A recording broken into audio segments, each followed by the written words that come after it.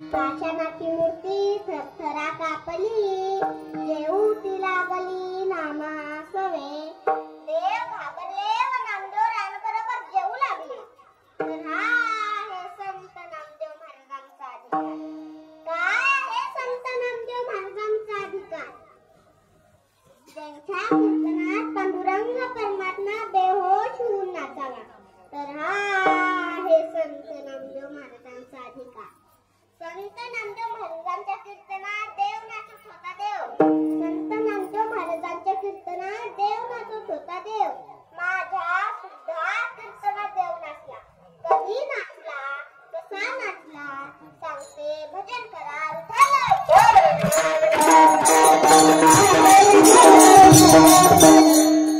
मी एका ठिकाणी कीर्तनाला गेले होते. कीर्तनात देवीचा विषय चालू होता. मी एक प्रमाण मोठ्या आवाजात म्हणाले, अनादि निर्गुण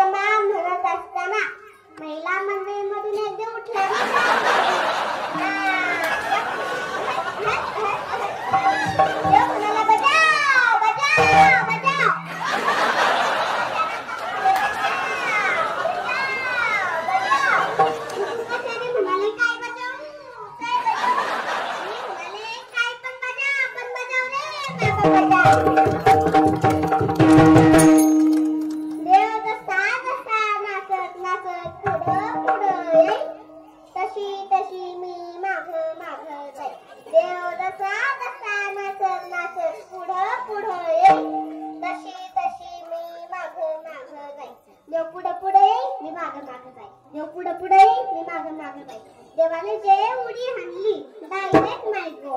मी मागचा पडदा फाडून पळून आले. अजून त्या गावात कीर्तनाला गेले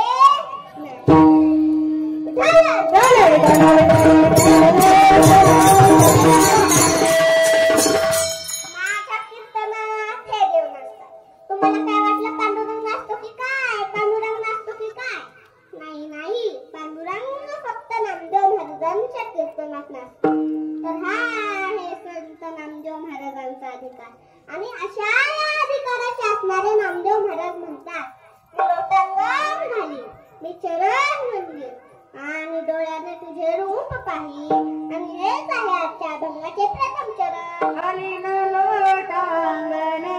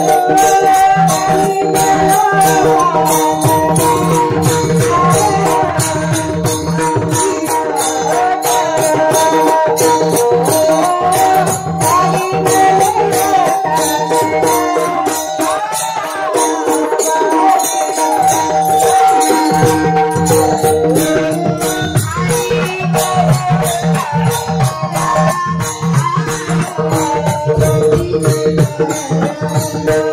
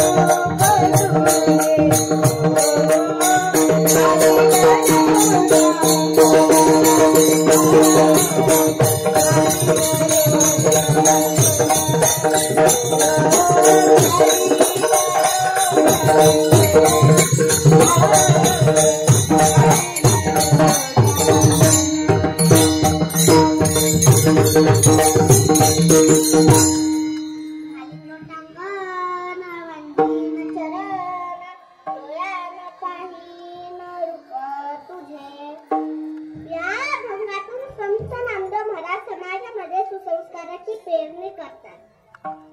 तुम्ही म्हणाल महाराज या अभंगाचा व सुसंस्काराचा काय अर्थार्थी संबंध दिसून येत नाही.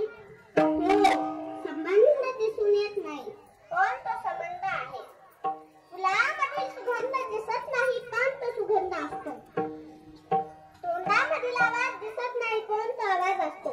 डोळ्यामधील नजर दिसत नाही, पण ती नजर असते. माणसाचे मन दिसत नसते, पण ते मन असते. बाबा मन असते की नसते? बाबा मन असते की नसते? मी असंच एका ठिकाणी एका कीर्तनाला गेले होते. त्या ठिकाणी एका बाबांना विचारलं, बाबा तुमच्या मनात काय चालले? बाबा तुमच्या मनात काय चालले? बाबा म्हणाले, महाराज 4 दिवस झाले म्हातारी माहेरी गेली. कधी येईल तर येऊ बाबा, नाही तर येते का नाही कोणाच नाही. बघा, बाबा बसले कीर्तनात आणि मनात कोण? बघा ना, तुम्ही पण कशी पटापटा सांगता.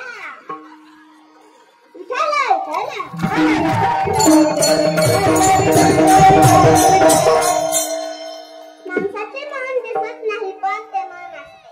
माणसाच्या शरीरातील आत्मा दिसत नाही, पण तो आत्मा असतो. त्याचप्रमाणे, अगदी त्याचप्रमाणे ह्या अभंगामध्ये सुसंस्कार दिसत नसले तरी ते सुसंस्कार या अभंगामध्ये आहे.